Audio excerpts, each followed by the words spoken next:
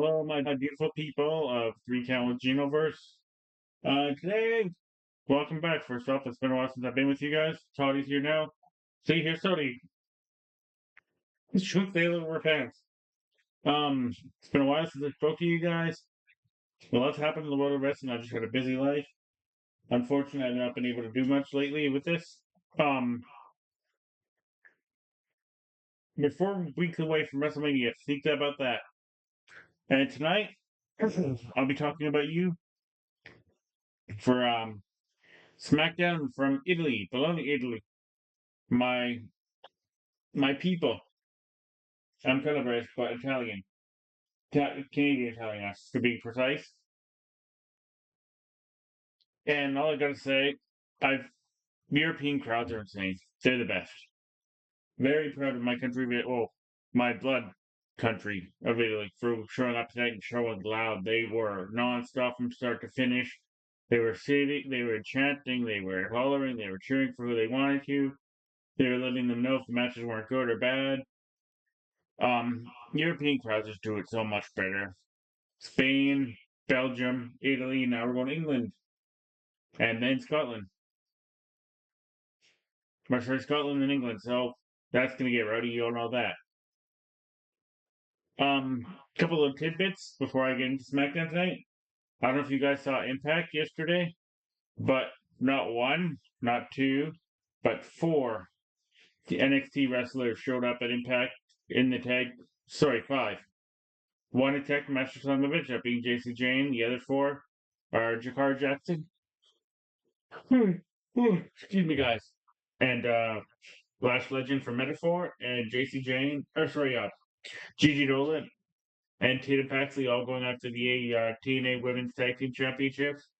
I love this partnership that's going on right now with TNA, but there's been many TNA guys since moves to cross over to NXT. That's what happens in the future. The whole thing started with Joe Hendry, sorry. And there's rumors swirling around that Jimmy Hater's been let go by AEW. If that's the case, welcome to NXT. It's more likely where she's headed. And Ray Phoenix is officially signed to WWE. So there's rumors that he's either going to SmackDown and there's rumors he's going to Raw. We'll see what happens. And also on it's kind of sad, you know, nope, not that wrestling related at all, but kind of because he's been to a few shows. One of the greatest heavyweight champions of all time, and the guy invented one of the things that changed the way people cook. George Foreman just passed away about an hour ago. He was 76 years old. I got to see a few of his fights just through my dad showing me, and then some of his later on ones before he officially retired. 76 years old. Rest in peace, Big George. As a combat sports fan, Graham, you will be missed. You are iconic and legendary in boxing, and did very good charity work for a lot of people and children. So my prayers and the condolences to the friends and family of George Foreman, sorry. All right, guys, let's get into it. SmackDown was from Bologna, Italy today. And like I said, the crowd was on fire for the whole 2.5 hours that show was on. It did not seem like it was 2.5 hours long because the crowd just took you on a ride and the wrestlers went along with it. And it was just great storytelling, great little tidbits and sprinkles of things that are going to happen at Mania, which is less than 4 weeks away now. Um, Little hints of Easter egg things that may happen, may not happen. And right off the bat, you could tell this crowd's gonna be fired because the minute bell rang, it was Randy Orton, and he came out from bar one to the entire song. The crowd just went note for note with it. You could see on Randy's face, it meant everything. And the first thing he said was "thank you." For 20 plus years, he's been doing this, and the fact that he's heel face, he's been booed out of so many buildings. I really like face Randy. I like Randy in general. Anybody that knows me knows how much I love Randy Orton. I've met him as well. He's a nice human being compared to what people want to say. But the fact that the crowd just you could tell they were going to be on fire from the fact that they just word for word, bar for bar, note for note, everything Randy Orton's song was. They sang it and sang it with love and passion towards the man. Um, he calls out Kevin Owens. Kevin Owens cuts like a sorry guys, long week. Kevin Owens hits a kind of weight weak makeshift apology claiming how he didn't mean to attack Randy, but the whole thing should be blamed on Cody and Sami Zayn because they're the reason that Kevin Owens is snapped. And he didn't mean to pile drive Randy Orton, and he wants to actually go after the tag team titles with them. Randy Orton told him to turn that apology sideways, stick it up his ass, and Randy Orton will boot it there for him along with his head. So we're getting Randy Orton versus Kevin Owens at WrestleMania. I'm not mad at it. I'm not mad at it at all. That match is going to be underrated for how good it's actually going to be. Those are two of the best to ever do it. Randy Orton, I put in my top five ever. Like you guys remember that list I made? Randy Orton is probably top five ever to ever do this job. Following that, we actually had a few wrestlers pull up to the arena. We had CM Punk, Naomi, Rollins, Jade Cargill, and the new Bloodline pull up. The new old Bloodline, sorry. Where if you want to come? Sorry, guys. It's been a long week, like I said. And then we got a little recap of Drew and Priest from last week when Drew beat the out living hell out of Damian Priest after his match. Leads to a tag team match between Jimmy Uso and Damian Priest and Shinsuke Nakamura and Drew McIntyre. The team of Damian Priest and Jimmy Uso win, obviously, after Jimmy Uso. Shinsuke Nakamura was hit with a self-head and chokeslam by Damian Priest. Drew McIntyre clears the ring. Everyone just beats the hell out of Damian Priest. So we're clearly getting Damian Priest and Drew McIntyre at WrestleMania. What you do, Shinsuke Nakamura, Jimmy Uso, I have no idea. But it was a decent tag match, but it was just there to be there, in my personal opinion. It told good stories, kind of planted a little bit of seeds that were easily followable and easily you could tell if you're actually paying attention. This has been brewing for over a month now, maybe longer, and there's gonna be two big men slapping man meat. I'm not mad at it at all. I think this is gonna be another very good match. Like I've been telling a lot of my friends who are wrestling fans, this is the first time in a long time I'm very excited for WrestleMania. And I don't know which direction you can go with some of these matches, who's gonna win, who's gonna lose. Um Following that, we actually had Braun Strowman and LA Knight have an encounter backstage where Braun Strowman will be fighting Jacob Fatu and LA Knight said he'd have Braun's back and so three don't do anything without each other. Oh, excuse me, guys. It's where we find out from Braun Strowman that apparently the winner of this match, and I don't know how this is possible, was getting a United States Championship match next week in England. So there's that, I guess. Also, side note, what happened to Andrade? He was there, then he's gone, then he's there, then he's gone, then he's there, then he's gone. It's kind of like Andrade is in AEW and WWE and NXT all over again. They just use him and then make him disappear, use him and make him go away. This dude is extremely, extremely underrated for how good he actually is, and I don't get why the crowd doesn't get with him, but we'll see. Well, we had a good match between these two big dudes, one on one just kicking the crap out of each other for a little bit. Of course, there's some outside shenanigans that were going to happen at some point because WWE don't want either one of these guys to lose or win cleanly. They keep protecting Jacob Fatu, and I don't blame him because that man is an absolute superstar. And mark my words on this: within the next year, sorry, 6 months to a year, Jacob Fatu will be WWE Heavyweight Champion of the world. My personal opinion, and he'll be a babyface. Those are my two theories.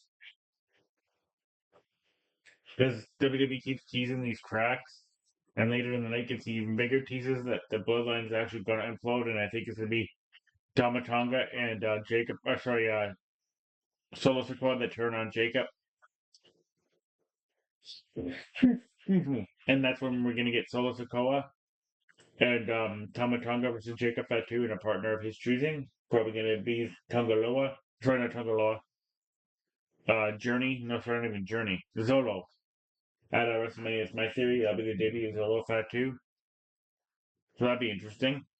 I'm just spitballing this idea, but we're getting some sort of Jacob Fatu and Solo Sikoa match at Mania. If back, sorry, what was I trying to say here?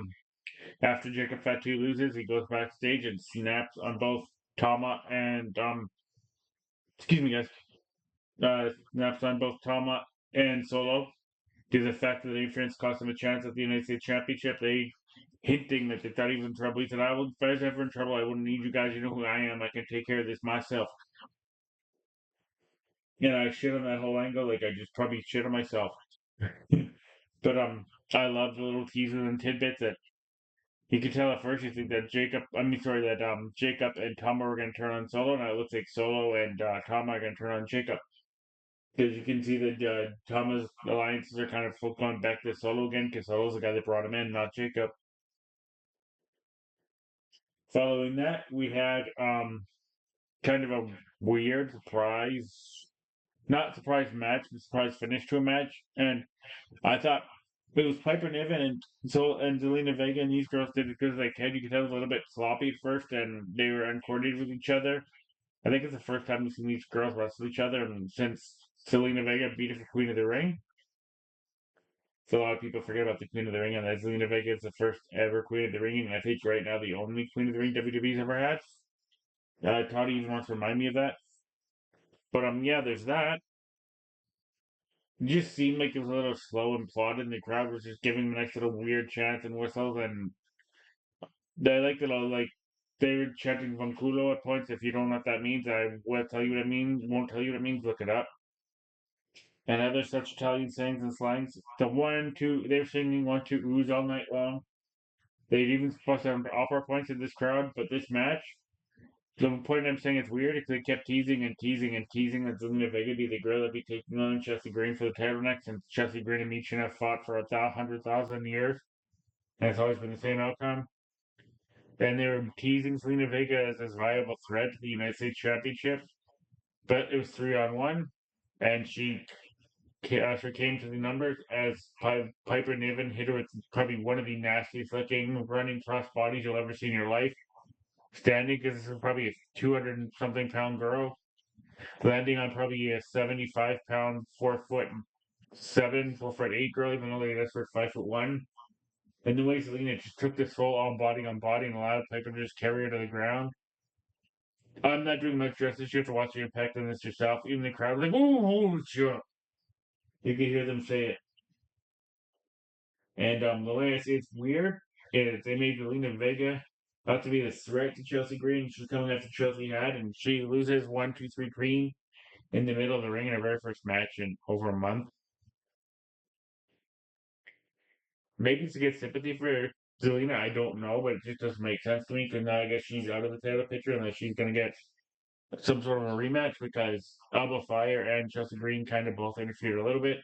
She was able to eliminate both of them, but then got caught by Piper Niven, Viper, whatever you want to call her. I refuse to call them but the Herbish pays off for Chelsea for Piper Niven now. There was even a few teasers in there that God, I keep calling her Viper because that's her name when she was in England. Piper Niven may even turn on Chelsea Green and go after the title, but you could tell it's just a ruse.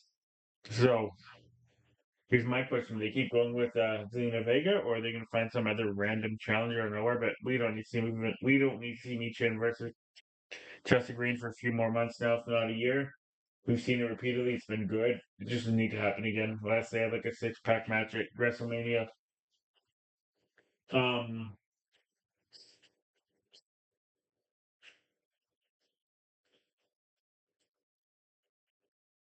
they showed Italian rapper Anna in the crowd. For those of you who don't know who she is, she's very good at what she does. She's newer to the industry. Her dad is actually a famous DJ in Italy. So if you like rap of any sort, Italian rap is probably one of my favorite right now. She's very good. Check her out. We had a recap of Cody versus John Cena. And for those of you that still don't get the John Cena promo, just think about the history of this dude. Everything he said was true. I think it's like I've seen a couple other people talk about it. This is not only John Cena's hard time promo, this is this generation's hard time promo. If you guys don't know what I'm talking about, go look on YouTube and type in Dusty Rhodes Hard Times. And this I put this up there. I'm gonna do a list probably tomorrow of my favorite promos of all time. I'm not giving away any spoilers, but these two may show up on there. Where they're ranked, I don't know, but these two may show up on there. There may even be one including Maths. Maybe a few other ones, I'm not sure. Maybe some strange random ones, but we'll see. Maybe a couple hilarious Kurt Angle ones, because Kurt Angle, when he was able to cut some of the funniest promos you'll ever see. Sorry, I got tracked there, but yeah, they did a little tease of Cody and John again. I'm being honest with you guys, I still, in my core, know Cody's gonna get his ass kicked at Mania and John's walking away with the title. And also, for those of you that are saying John Cena was tongue-tied by Cody, did not say a reply. Apparently, Triple H is telling John Cena to not reply to Cody because they are absolutely petrified of how easily John Cena is going to rip him in front of the microphone. And if you don't believe that, you guys haven't been watching wrestling for 25 years because John Cena is top two, three all time on the microphone, in my personal opinion. I may do promos, I may do top people on the microphone tomorrow. I haven't decided, but we'll see. Um, then we get a recap of the Profits winning the tag team titles. The Guard of Defense Phantasma and Yes Boys Pretty Deadly come out, have a three-way promo off, all very good on the mic. Leads to the Guard of Phantasma versus Three Profits match. Easily the night of the match of the night, without a shadow of a doubt. My personal opinion. These four guys are so uber talented. I'm glad that Legardo's finally getting a chance to shine. Um, I guess Santos must be injured or something. We haven't seen him wrestle in a few weeks, or they're saving him for something. I don't know what, but maybe he's just injured. Of course, the Profits win. Montez Ford jumps out of Italy pretty much with a frog splash. Great, great match. Legardo had a good showing. The Profits are very good and underrated for what they do. And then following that, we actually had Tiffy and Charlotte and stupid thing, probably my least favorite thing all of wrestling. The side by side, we're in the same building, but we can't be in the same ring arena. Promo, we're split by a fake divided line. So it's like a split screen like you'd see in like talk shows and stuff. And a lot of people are saying Charlotte buried Tiffy. A lot of people are saying that Tiffy can't talk. I think Charlotte's always been in business for herself. I mean, if you guys saw last week the moonsault, she was nowhere near either one of them able to take them. She let the extras take the full impact, and she just pretended to fall down and sell it with them. But if you actually watch on the Swanton and then on the moonsault, she doesn't actually land. Tiffy never even comes close to landing on Charlotte because Charlotte doesn't put herself anywhere near it. I think the reputation of Charlotte being very selfish like her dad is true. Video proof proves it. And I think she also went to business again for herself here in this promo. I really, really, really do not hope she wins the women's title, but I think she's unfortunately going to because they did it to Rhea and made Rhea get bigger by chasing Charlotte and finally getting it back. And I think they're going to do that with Tiffy. Sorry, guys, just had to hang out there. They want you guys to see that. Um, I'm going to say it again because I have to. This Italian crowd was absolutely insane, on fire all night long. The chants they were doing, the singing, everything they did, absolutely incredible. In Italy and Europe in general, let's just say you guys, you're showing everyone else how to be crowds. It was brilliant at its best, just non-stop. Like you can hear the difference between a North American crowd and a European crowd, because European crowds, no matter what, if the action goes stale or there's a little dull, they don't stop. And you can tell by the reaction of the wrestlers that they absolutely love it. Whereas European, I mean, American stuff like this, us and Americans, us being Canadians, oh, there's nothing happening. We're going to sit on our hands and wait for them to do something to make us cheer. Where European crowds don't stop chanting, don't stop cheering, don't stop anything. And then we had Jade Cargill's very first match back since she was attacked backstage. And actually, there's two shockers tonight. It was against Liv Morgan, and Liv won. Sorry for the dramatic pause. I didn't see that coming. Of course, we knew that Naomi was going to get involved at some point. Naomi did run out halfway through the match, hit Jade with the women's tag team title that she took from Raquel. Liv hits Oblivion, and Liv beats Jade clean in the middle of the ring in her very first match back, and she's the very first person ever in WWE to beat Liv Morgan. So now think about that. I mean, Jade Cargill. Think about this. Liv's the only person to have beaten Rhea Ripley more than once. Liv is the only person to beat Ronda Rousey more than once. Liv is the very first person to beat Jade. Liv was one of the first people to beat Asuka. Liv was one of the first people now, and one of the only people now, sorry, that's beat Bianca Belair. And in the last year, Liv is one of the only people that's beaten Io Sky. And people still want to see Liv as shit. People on the internet need to get a life. Good match. A little bit choppy at times. You could tell that the Jade was still in her head a little bit, trying to get what's what I'm looking for? Get some ring rest out, I guess you could say. But the crowd absolutely loved her. She looked amazing. Liv is always good. The Italian crowd loves Liv. They even changed the name of the Mona Lisa to the Mona Liva. They even made the pictures of her, paintings of her. Few people proposed to her in the ring. Here's my one gripe with tonight's show, and I'm going to say that before I get to the main segment. You're going to Italy for the first time in 18 years, and your world champion's not there. Just like they came to Vancouver for the first time in like 6, 7 years, and the world champion wasn't there on a pay-per-view. Damian Priest was, but pretty much the face who was the Gunther wasn't. He's world heavyweight champion, but the guy that making the face of the company can't show up to a event to even do a, like let's say a lower cut backstage promo or anything in either Vancouver or Italy, but he's in Belgium for a show he doesn't belong to for Raw.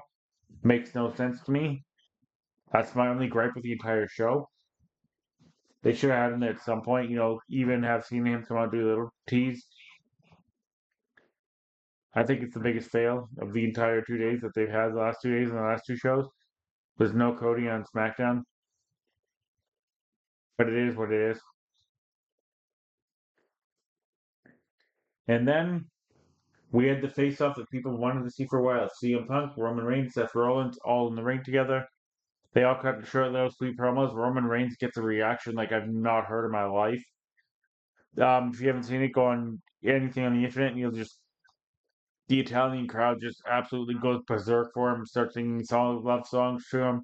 He's our only tribal chief is one of the chants you get here. And Seth Rollins crowd sings his song, of course, and of course everyone sings CM Punk's song.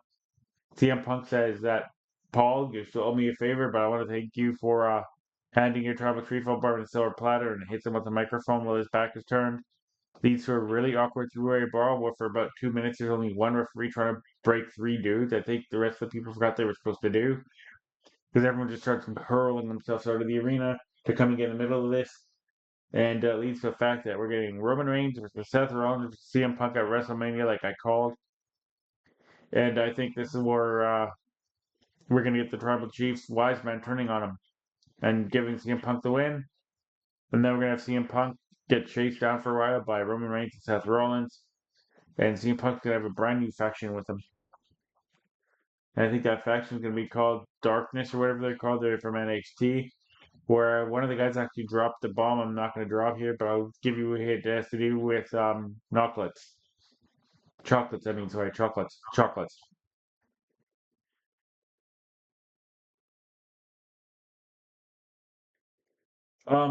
Overall, great show, great teases. Very, very good entertainment for the night. Like I said, the show did not seem like it was 2.5, 3 hours long. The crowd, what else can I say about the crowd? For the third straight time in Europe. Another round of applause. I love how you got a few little like cliffhangers leading you into Mania. Continued the continuation of that Bianca and sorry, that Jade and Naomi feud is gonna be brilliant. My other pet peeve is Bianca was not on this show, which makes no sense because she's involved in two storylines, but if she belongs to SmackDown, she's drafted there, but she's going after the title on Raw. So I guess she belongs to Raw till Mania's over, and then she's going back to SmackDown, I guess. Because there's unfinished business between her, Jade, and Naomi. Because Naomi didn't attack Bianca alone, even though I did it for The Rock. I did it for Bianca. The same story, almost 30 years apart, but and her father-in-law was involved in one of them, which is hilarious. Um, this show alone, I'm actually give it like I'll give it an 8. The crowd, I'm gonna give it 10 for the third straight time. Absolutely brilliant crowd. Europe should give themselves a hand. I've been to sporting events in Europe. Sorry, a sporting event in Europe and Italy, and for the whole 2 hours I was there, the crowd did not sit down or stop chanting, and it was the same for Raw today. Absolutely brilliant atmosphere, absolutely brilliant show, well put together by WWE. And I really can't believe we're about 4 weeks away, four-ish weeks away from the greatest show of all time, which is WrestleMania. And I think it might be the one of the best WrestleManias of all time.